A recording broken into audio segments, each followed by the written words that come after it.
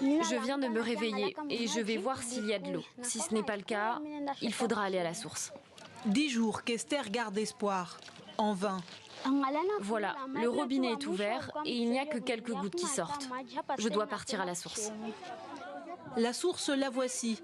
Une source de fortune où des enfants, pour certains en bas âge, se ruent chaque matin, bidon en main et pieds dans la boue. Esther manque de tomber, mais parvient à se frayer un chemin. Avec la chaleur et la fatigue, se désaltérer avant de repartir est tentant, mais impossible. C'est une eau très sale, on ne peut pas la boire. Elle peut causer des maladies. En ce moment, il y a le choléra et cette eau peut nous rendre malades. En temps normal, le quartier de Panzi, comme une partie de la ville de Bukavu, est alimenté en eau par la source de Mazigiro.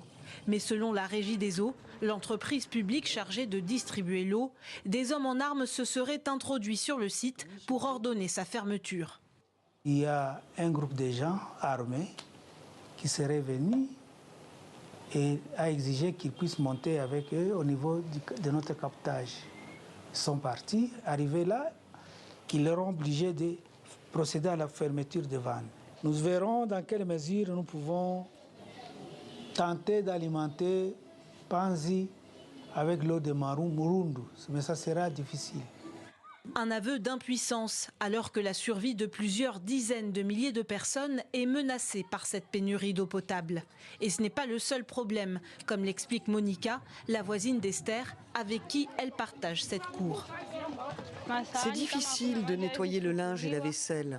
Pour les toilettes, c'est pareil. Avec cette eau, ça dégage une mauvaise odeur après. C'est insupportable, c'est une vraie souffrance.